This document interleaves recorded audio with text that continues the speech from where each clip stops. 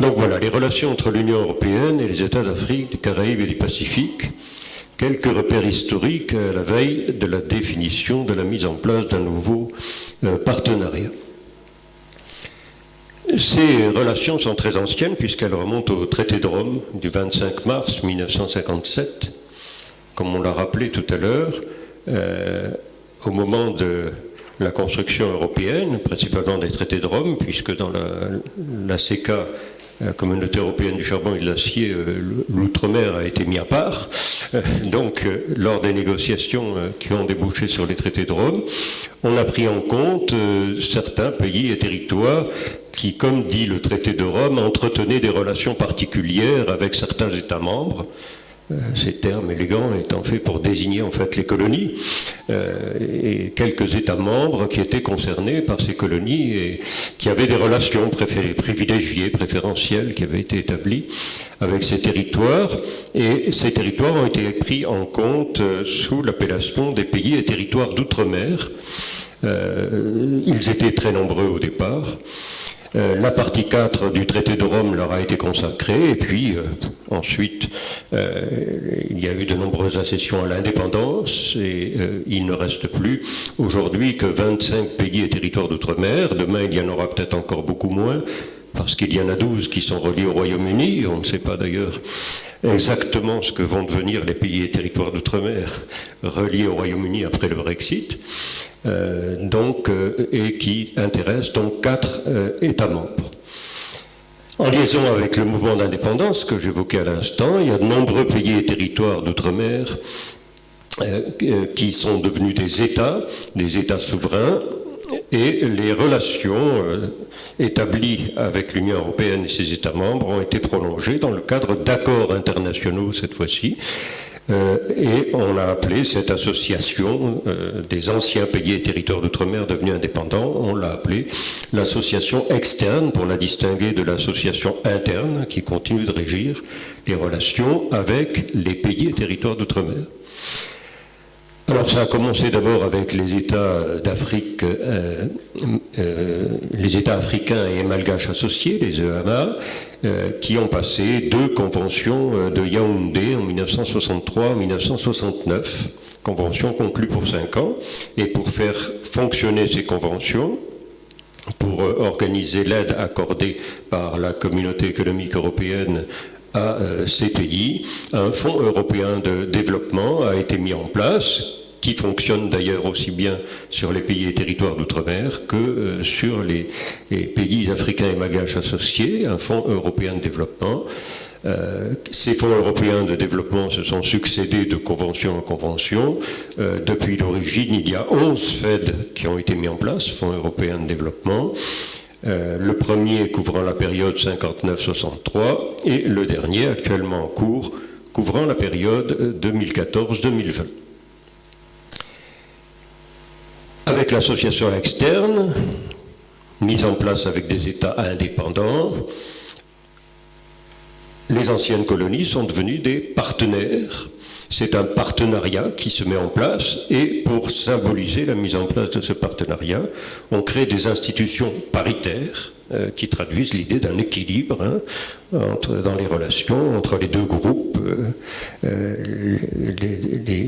le groupe de l'Union européenne et de ses États membres d'un côté, et de l'autre côté les pays qui sont associés dans le cadre des accords passés.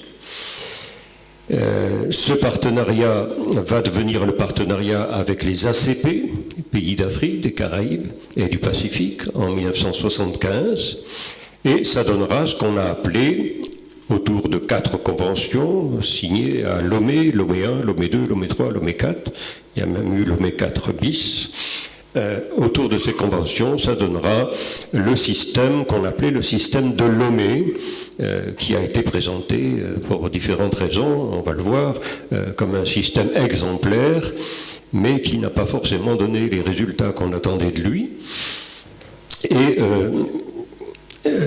à ce système de Lomé succédera en 2000 l'accord de partenariat de Cotonou, actuellement en vigueur, et qui est en vigueur, donc je vous le disais tout à l'heure, jusqu'en 2020.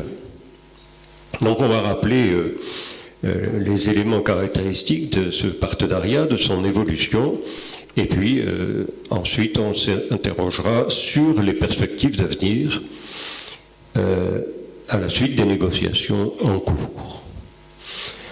Alors d'abord le système de Lomé, puis ensuite je vous parlerai de Cotonou, puis un troisième point, l'avenir des relations ACP-Union européenne. Alors le système de Lomé, si je vous disais deux points, un système exemplaire à l'efficacité limitée. Alors un système exemplaire, ce système a été mis en place à la suite de l'adhésion notamment du Royaume-Uni en 1973, qui entretenait aussi des liens particuliers avec un certain nombre de pays. Combiné avec l'évolution du contexte international, c'est l'époque 73 du choc pétrolier, c'est l'époque de la revendication du nouvel ordre économique international. Ce sont tous ces éléments-là qui vont être pris en compte par l'Union européenne et évidemment par les pays ACP. Et les négociations déboucheront sur la mise en place de ce système de Lomé, sur ces conventions négociées avec des États d'Afrique, des Caraïbes et du Pacifique, au début 46 pays, aujourd'hui 79 États qui sont liés à l'Union européenne et à ses États membres par l'accord de Cotonou. 79 États aujourd'hui, donc 48 d'Afrique subsaharienne, 16 de la Caraïbe et 15 du Pacifique. Trois régions importantes dans la perspective des futures négociations et qui sont distinguées par l'Union européenne qui souhaiterait bien que l'on donne l'importance numéro 1 à la prise en compte de ces trois régions sur un accord global. On y reviendra tout à l'heure. Ce système était présenté comme exemplaire en matière de coopération au développement, d'abord parce qu'il était pratiquement unique, il n'y avait pas d'équivalent. Donc déjà, ce point-là faisait qu'il était exemplaire, puisqu'il existait, disons. Ensuite, il se présentait comme étant un système de soutien. Soutien à quoi? Aux efforts faits par les ACP. Soutien aux efforts faits par les ACP dans le cadre de relations privilégiées, donc avec une certaine caractéristique de l'aide apportée par l'Union européenne à ces pays, avec comme objectif évidemment le développement. Que c'était un système reposant sur un accord entre États et donc respectueux des souverainetés, avec un certain équilibre. On a évoqué tout à l'heure les institutions paritaires et le thème dialogue caractérise les conventions qui sont passées avec ces États, entre ces États et l'Union européenne. Et enfin, un système qui était très traditionnellement présenté comme dynamique d'une convention à l'autre, les conventions s'adaptant au changement, à l'évolution, à la prise en compte de ce qui avait marché, de ce qui n'y avait pas marché dans l'État précédent, et puis à la prise en compte des nouveaux besoins exprimés par les États ACP. Mais on s'est aperçu sur la longue période, au cours des 4 conventions qui se sont succédées, que malgré ce système, plus qu'à cause de ce système, mais malgré ce système mis en place et ses qualités apparentes, les pays ACP ont connu en fait des résultats assez décevants, des performances assez médiocres, en tout cas des performances inférieures à celles des autres pays en développement qui ne bénéficiaient pas de ce système préférentiel et de cette aide accordée par l'Union européenne, et tout particulièrement dans le cas de l'Afrique subsaharienne. Alors, dans le domaine commercial, le système se caractérise, le système de Lomé se caractérise, on l'a rappelé tout à l'heure, donc c'est pas la peine que je revienne dans le détail, si vous voulez on pourra en reparler après, mais il se caractérisait par, on était dans le cadre des revendications du nouvel ordre économique, il ne faut pas oublier, au début du système, et donc de la revendication de relations préférentielles, la dualité des normes, le nouvel ordre économique international, etc. Donc relations préférentielles, non réciproques.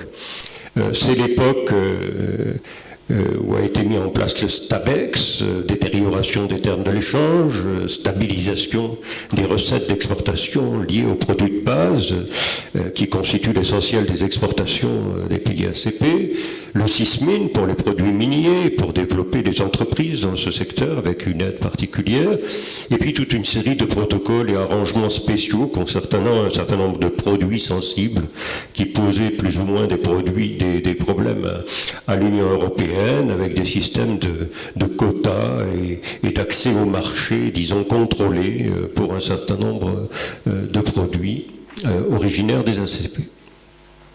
À côté du domaine commercial, il y a le domaine traditionnel de l'aide financière et technique qui repose sur le FED, sur le Fonds européen de développement.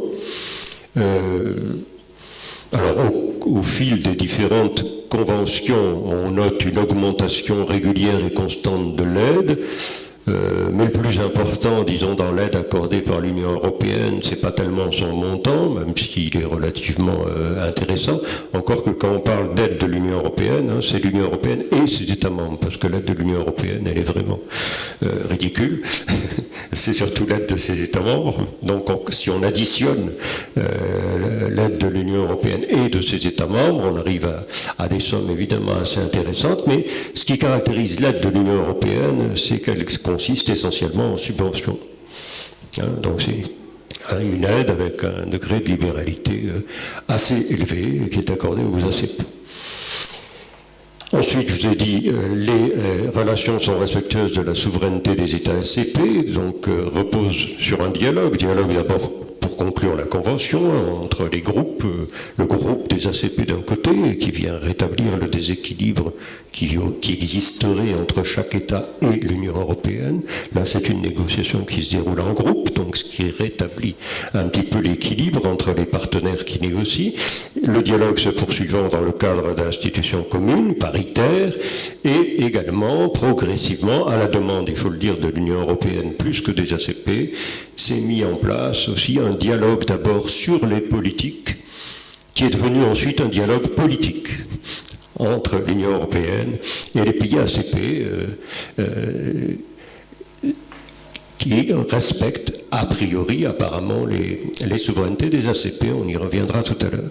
Et enfin, sur le caractère dynamique et évolutif du système, pour l'illustrer, on peut dire que Lomé II, par exemple, s'est intéressé à la pénurie du bois de feu, qu'ensuite Lomé III a pris en compte pour la première fois les questions d'environnement et de protection des ressources naturelles d'une manière assez large, et puis ça sera amplifié la convention suivante, en Lomé IV, qui va intégrer la nouvelle vision du développement durable qui s'est développée au niveau international avec les objectifs du millénaire pour le développement, puis ensuite ce sera les objectifs du développement durable, et qui prévoira notamment, c'était les thèmes qui dominaient à l'époque, la question des déchets toxiques, et donc la prise en compte des menaces et des défis majeurs pour l'environnement. Ça, c'est pour la description du système sur le papier, disons, dans les conventions. Alors ensuite, il y a la mise en œuvre du système et ce qu'il a donné et les résultats qu'il a permis d'obtenir. Là, l'efficacité est limitée. Alors ça a été mis en évidence par la Commission européenne en 1996 dans un livre vert. Et sur la base des leçons tirées des constatations faites par ce livre vert, on se lancera dans de nouvelles négociations qui déboucheront sur Cotonou, qui sera censé parer éventuellement aux défauts du système de Lomé, qui n'avait pas donné tous les résultats voulus. La constatation que fait la Commission dans son livre vert, c'est que globalement les pays ACP, en particulier les pays d'Afrique subsaharienne, malgré Lomé, n'ont pas obtenu de résultats suffisants et ont obtenu de moins bons résultats que les autres pays en développement qui ne bénéficiaient pas de ces avantages.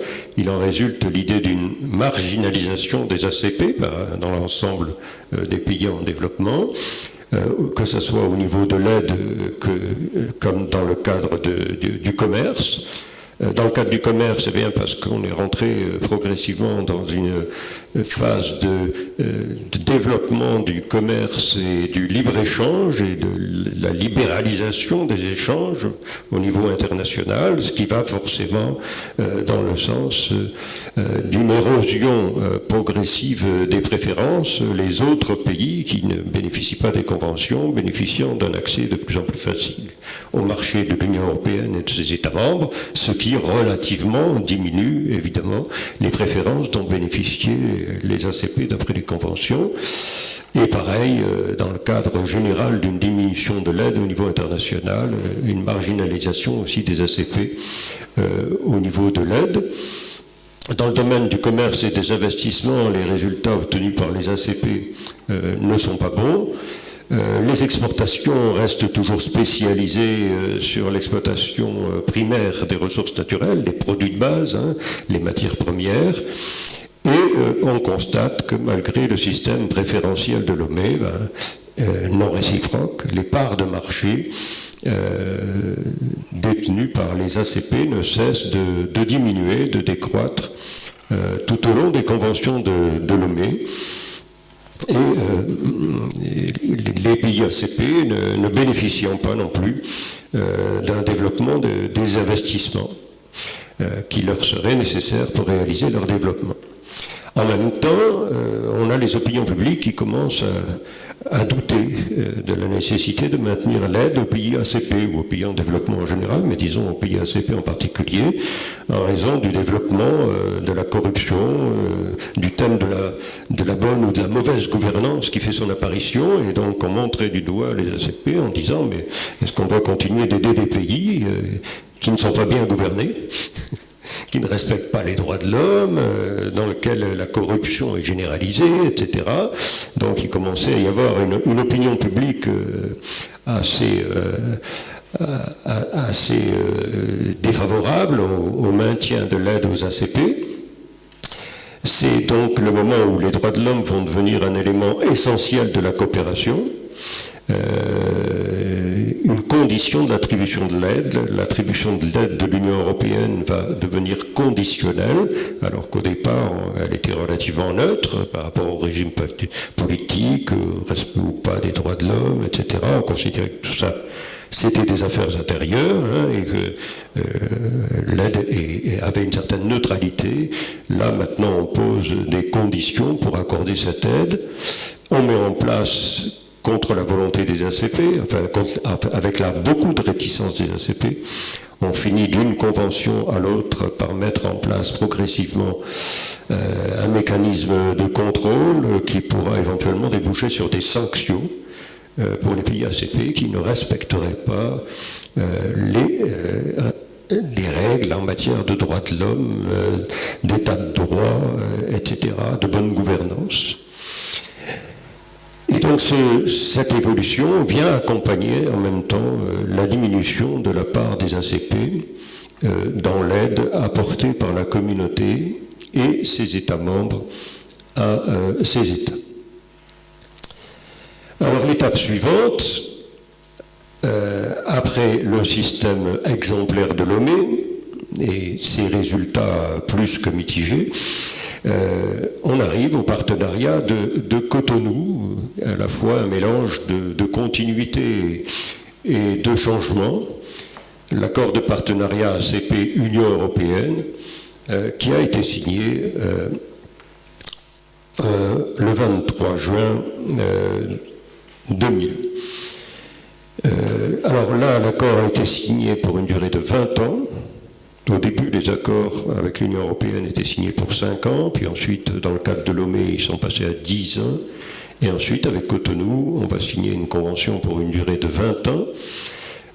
Alors, à l'époque, en 2000, c'était 15 États membres de l'Union européenne. Donc, l'Union européenne et ses 15 États membres qui vont signer cette convention pour une durée de 20 ans, l'accord de partenariat de Cotonou. Cet accord est entré en 2003, il est entré en vigueur en 2003 et ensuite a été révisé à 2 reprises, en 2005 et en 2010. C'est cet accord modifié 2010 qui régit actuellement les relations entre l'Union européenne et les 79 États ACP. Alors, ce qu'on va souligner concernant l'accord de Cotonou, c'est que le partenariat va voir sa dimension politique renforcée, dimension politique mise en place sous Lomé IV, qui va progresser, qui va se renforcer.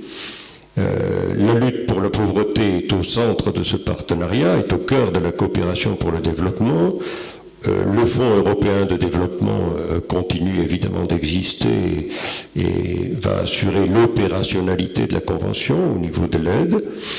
Et dans le domaine économique et commercial, comme ça a été rappelé tout à l'heure, l'élément important apporté par Cotonou, c'est cette idée que la coopération commerciale va être transformée. On va tourner le dos au système préférentiel non réciproque, tout ça pour se conformer aux règles fixées par l'Organisation mondiale du commerce. Et désormais vont être mis en place des accords commerciaux qu'on appelle des accords de partenariat économique. Donc nous allez parler là pendant 2 jours. C'est la Convention de Lomé qui les met en place, enfin qui prévoit leur mise en place, la mise en place de ces accords. L'idée étant de réaliser une libéralisation commerciale réciproque du commerce entre l'Union européenne et ses États membres et les pays ACP, la réciprocité étant progressive du côté des ACP pour ce qui est de l'accès à leur marché, des produits de l'Union européenne, étant entendu qu'il y a un minimum d'accès qui doit être garanti dès le départ pour être conforme aux règles de l'OMC. Il faut que ça concerne quand même un certain seuil qui soit réalisé, que ça soit raisonnable, même si le terme raisonnable juridiquement n'est pas vraiment défini. Il faut quand même qu'il y ait un effort de fait et qu'il soit acté de la part des ACP, et que des échéances, un calendrier soit fixé pour arriver à la réciprocité complète entre l'Union européenne et les ACP. Il s'agit donc d'éliminer les préférences non réciproques héritées du système de Lomé, tout comme doivent être éliminés les autres obstacles au commerce qui existent entre l'Union européenne et les ACP. Comme dit l'accord de Cotonou, il s'agit d'assurer l'intégration progressive des ACP dans l'économie mondiale. C'est l'objectif de la Convention. Ensuite, l'autre objectif, évidemment, c'est la réduction de la pauvreté et la promotion du développement durable. Alors, dans le partenariat de Cotonou, on a tout d'abord, je vous disais, une politisation accrue de la relation entre l'Union européenne et les ACP. C'est une politisation qui est souhaitée par l'Union européenne et ses États membres, pas vraiment par les ACP. Il ne faut pas perdre ce point de vue. Le dialogue politique dont je vous ai parlé tout à l'heure, auquel doivent être associés pas seulement les États ACP, mais aussi les organisations régionales, les représentants de la société civile, éventuellement les parlements nationaux ACP. Ce dialogue politique, qui au début concernait certaines questions, puis a concerné un petit peu plus de questions, c'est un partenariat qui va se généraliser avec Cotonou, un dialogue politique qui se généralise, qui devient global, qui devient systématique, qui va couvrir tous les domaines de la coopération. Donc on généralise le dialogue politique. Dans ce dialogue politique, dans ces domaines de la coopération, évidemment, il y a des éléments plus importants que les autres. Il y a ce qu'on appelle les éléments essentiels de l'accord, depuis Lomé. Les éléments essentiels, c'est le respect des droits de l'homme, les principes démocratiques, l'état de droit, la gestion transparente et responsable des affaires publiques, c'est-à-dire la bonne gouvernance, les éléments essentiels et la bonne gouvernance, pardon, qui, elle, est un élément fondamental. C'est une question de vocabulaire dans les accords de Cotonou, mais le résultat est le même, c'est-à-dire que cet élément fondamental va permettre éventuellement un contrôle et éventuellement, comme dit l'accord de Cotonou, des mesures appropriées qui pourront être prises en cas de non-respect des règles posées par l'accord. Donc élément essentiel, élément fondamental, ça veut dire élément important de ce dialogue politique. Vont rentrer aussi en ligne les préoccupations sécuritaires. Préoccupations qui ont caractérisé les années 2000 avec un symbole, évidemment, qu'on rappelle régulièrement, qui est celui du 11 septembre 2001, date à partir de laquelle on a pu constater une sécurisation de l'aide européenne au développement, c'est-à-dire la prise en compte de cette préoccupation sécuritaire dans la coopération au développement et un lien établi entre développement et sécurité.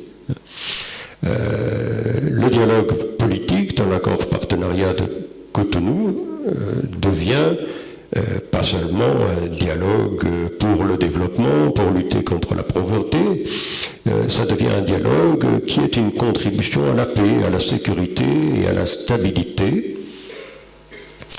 qui est censé déboucher sur un environnement politique stable et démocratique. Et donc il y a un lien qui est fait entre développement, sécurité, respect des droits de l'homme, démocratie. Toutes les questions sont liées dans le cadre de ce dialogue politique.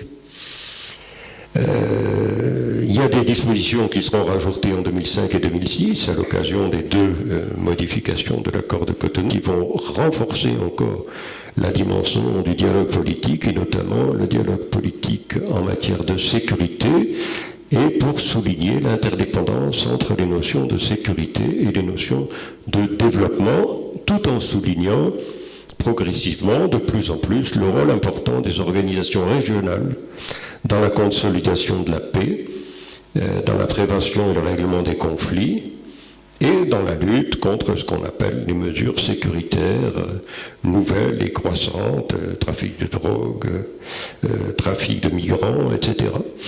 Toutes ces terrorisme, évidemment, toutes ces questions qui sont apparues pendant la mise en œuvre de cette convention de Cotonou. Et d'ailleurs, la question aujourd'hui très importante que l'on trouve à l'article 13 de l'accord de partenariat de Cotonou, qui relève aussi de l'idée de l'approfondissement du dialogue politique, c'est l'approfondissement du dialogue politique sur la question des migrations. Au début, dans les accords de Lomé, quand on parlait des migrations, on parlait surtout les travailleurs migrants, le respect des droits des travailleurs migrants, la promotion des migrations légales pour venir étudier ou travailler en Europe éventuellement. Alors maintenant, on est passé à la question des migrations, entendu dans un autre aspect l'idée qu'il faut freiner, voire stopper les migrations en direction de l'Union européenne et de ses États membres, et c'est ça qui est rentré dans le dialogue avec l'article 13, qui dit qu'on doit avoir un dialogue approfondi sur ces questions dans le cadre du partenariat, et qu'il faut mettre en œuvre, en particulier, c'est l'article 13, une clause standard de réadmission qui prévoit que les États membres de l'Union européenne et les États ACP acceptent le retour et la réadmission de leurs ressortissants illégalement présents sur le territoire de l'un d'eux à la demande de celui-ci sans d'autres formalités. Et donc c'est un engagement qui figure dans l'accord de Cotonou d'accepter le retour et la réadmission des ressortissants illégalement présents sur le territoire d'un des pays participants à l'accord de Cotonou. Donc ça, c'est une question très importante, pas seulement la question des migrations, mais cette idée que dans le cadre de Cotonou, ce qui est devenu la question la plus importante pratiquement des relations entre l'Union européenne, ses États membres et les ACP, ce sont les questions politiques, essentiellement. C'est important pour comprendre les problèmes qui vont se poser dans les négociations qui vont venir. Alors ensuite, on a, deuxième élément important de l'accord de Cotonou, je vous le disais tout à l'heure, la fin progressive des relations préférentielles non réciproques entre l'Union européenne et les ACP dans le domaine commercial.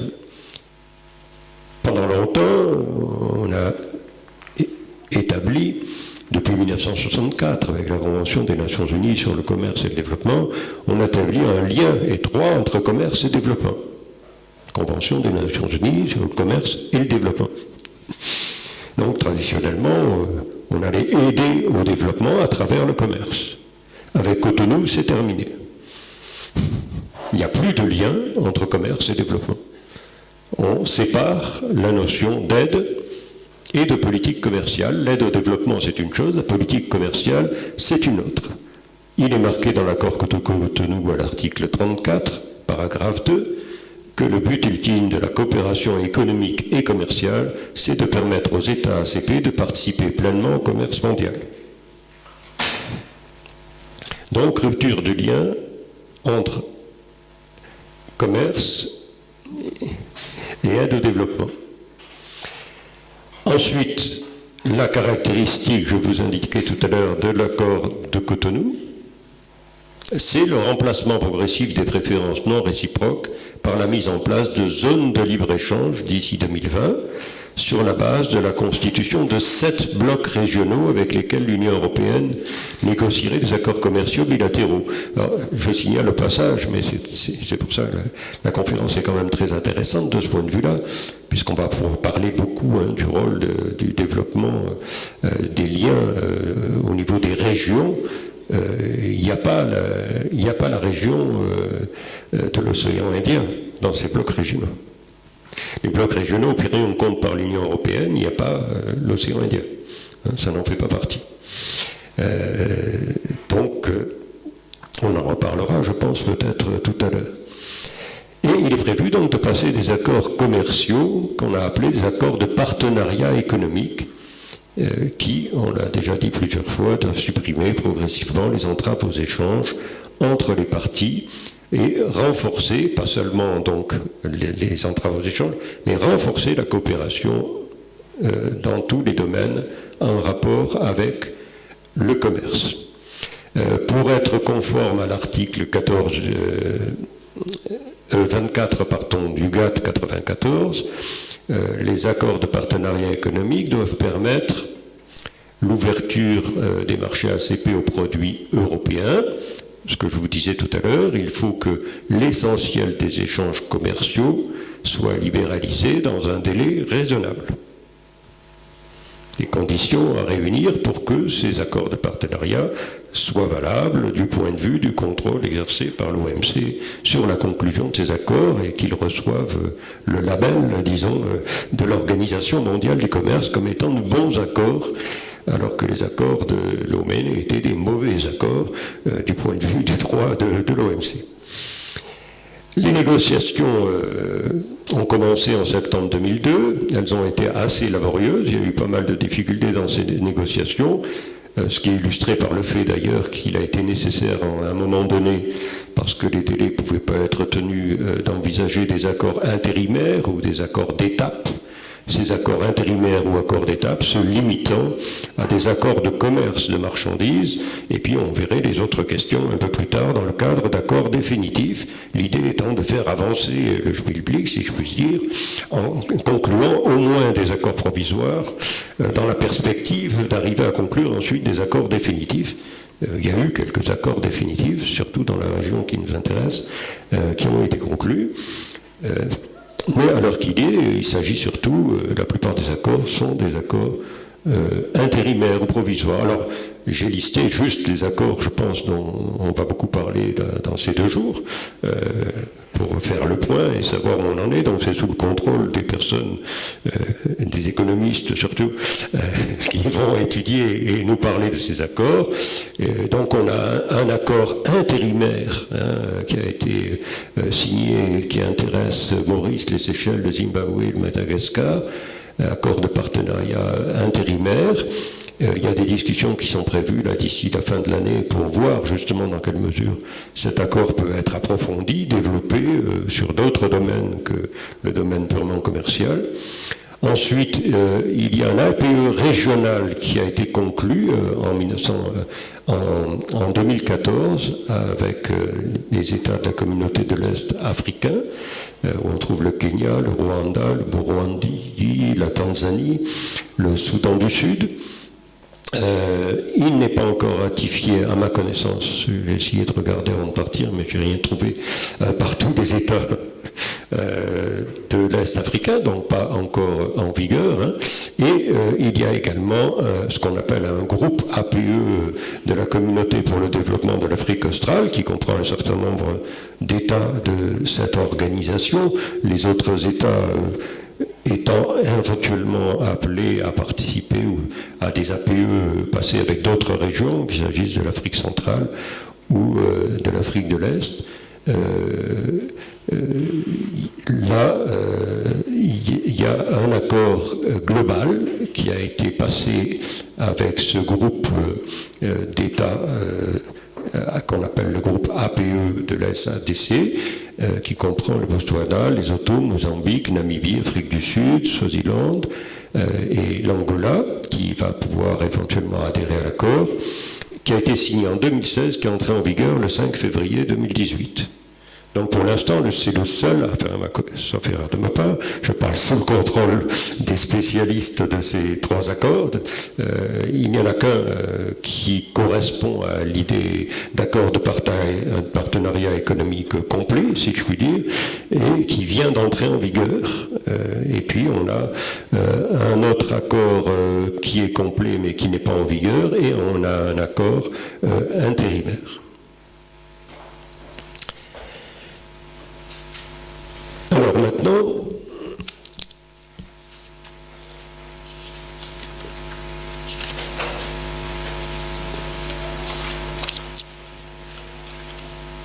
troisième élément de l'accord de Cotonou, troisième caractéristique, après la politisation, si vous voulez, de la relation Union européenne-ACP, après les transformations importantes dans les principes, les transformations...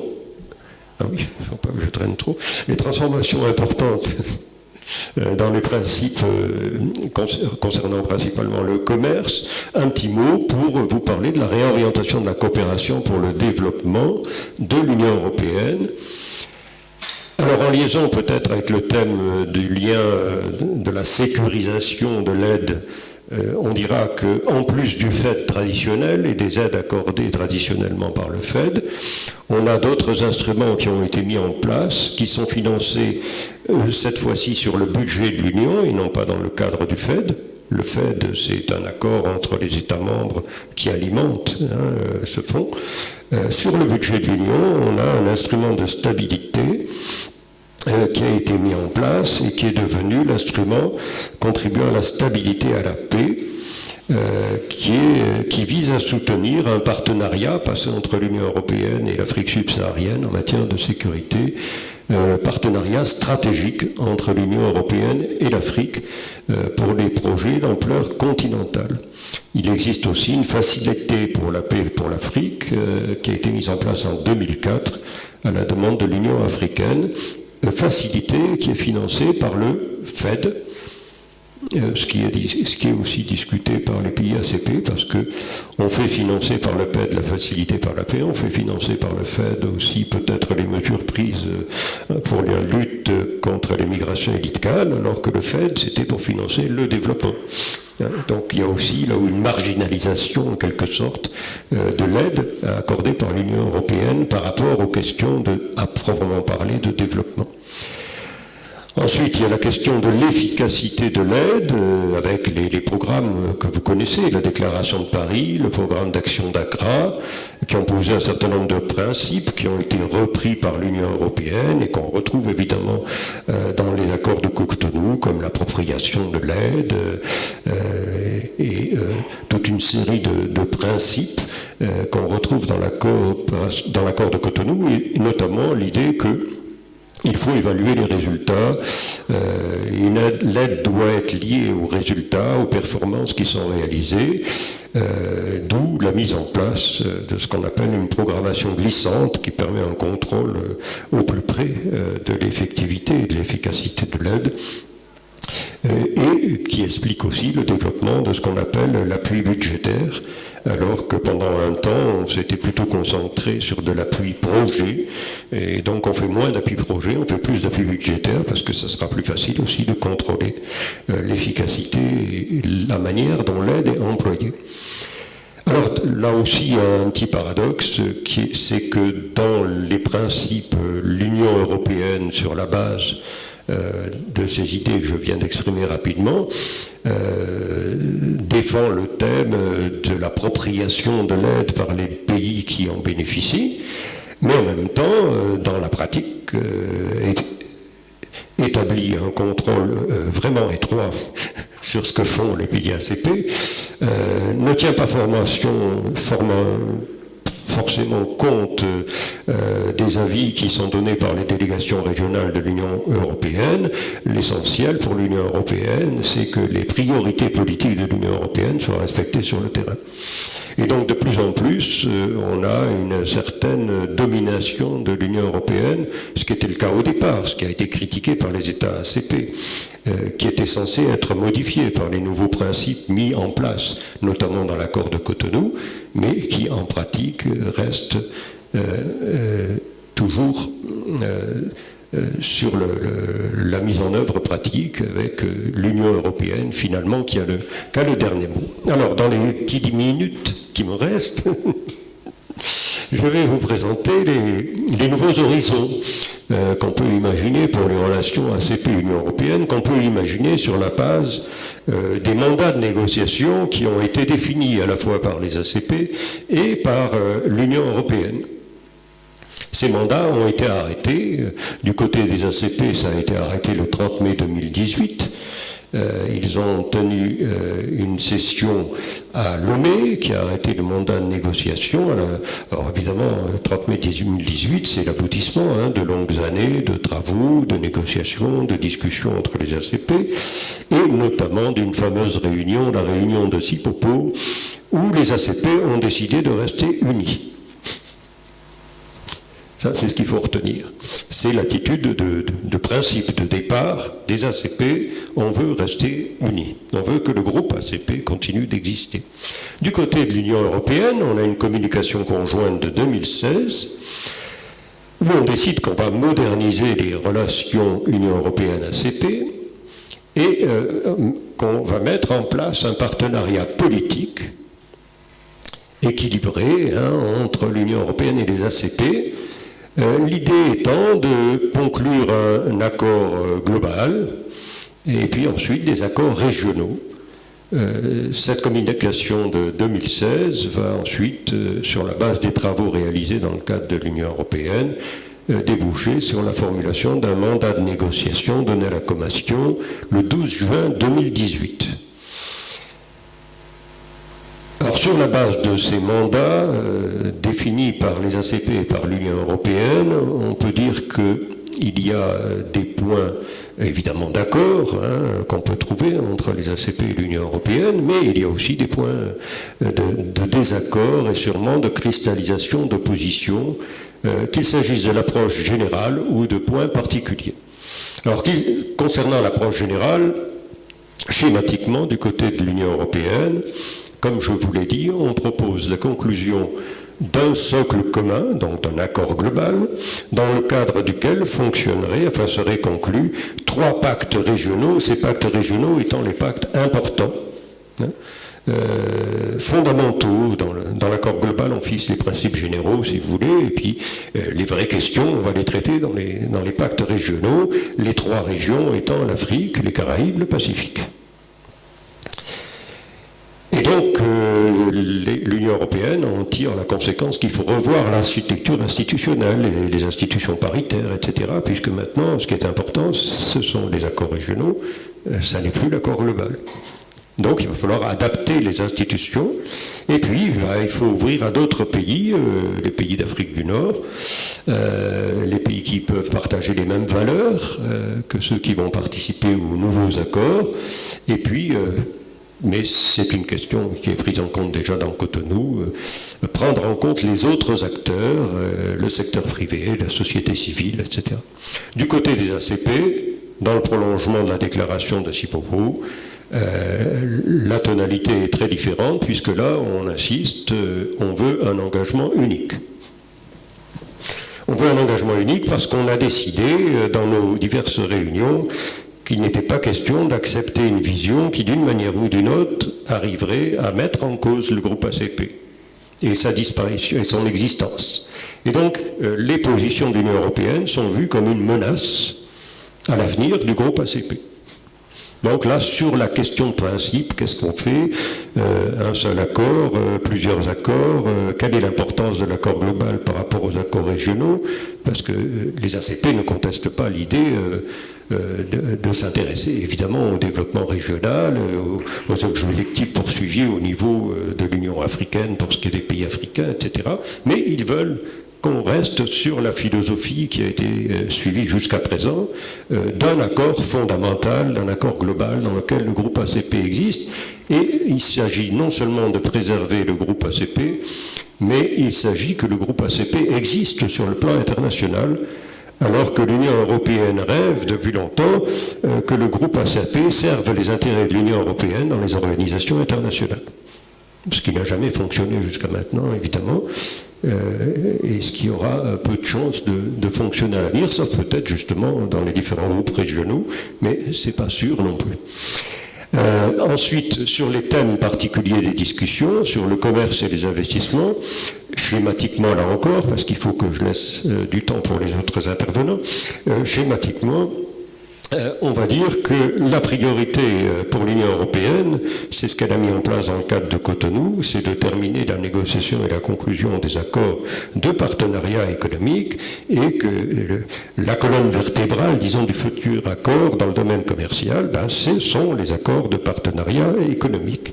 Et puis, bon, il y a d'autres mesures qui sont prévues, mais l'essentiel, ce sont les accords de partenariat économique. Pour les ACP, ça n'est pas l'essentiel.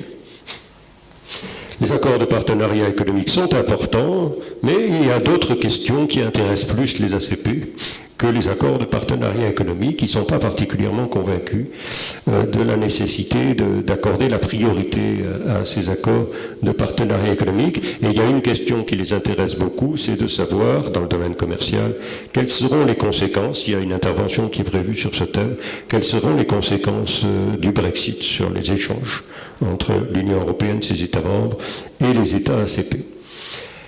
Concernant les investissements, le développement du secteur privé, là, il y a un certain nombre de points, évidemment, qui se rejoignent entre les positions des mandats de l'Union européenne et celles des ACP, mais on notera un petit peu dans la même idée que pour le domaine commercial, la mise en avant des normes internationales, l'OMC pour le commerce, l'OIT et les normes du travail pour ce qui est des investissements et le respect de la responsabilité sociale des entreprises, de l'entrepreneuriat responsable, etc. Du côté ACP, on retrouve évidemment ces questions. On retrouve l'idée évidemment qu'il faut favoriser les investissements, qu'il faut garantir un certain nombre de sécurités pour les investisseurs, mais il est indiqué dans le mandat ACP, comme j'allais dire traditionnellement, que les conditions d'entrée et de fonctionnement des investissements relèvent de la souveraineté des États, dans le cadre, évidemment, des engagements internationaux. Et enfin, dernier point que j'évoquais tout à l'heure, qui est très important, qui sera un terme très sensible dans les discussions, c'est les migrations et la mobilité. J'ai résumé cette question tout à l'heure, donc je vais aller très vite, pour vous rappeler que côté Union européenne, dans le mandat de l'Union européenne, on fait la distinction entre les migrations légales, migrations illégales, et puis les cas de déplacement forcé auxquels une certaine protection doit être apportée. La partie la plus importante du mandat porte sur les migrations illégales et sur ce que doivent faire les ACP pour faire en sorte qu'il n'y ait plus de migration illégale en direction de l'Union européenne et que les ACP respectent leur engagement de l'article 13 de Cotonou de réadmettre leurs ressortissants qui auraient participé à qui seraient en Europe, dans les pays européens, d'une manière illégale. Alors que du côté ACP,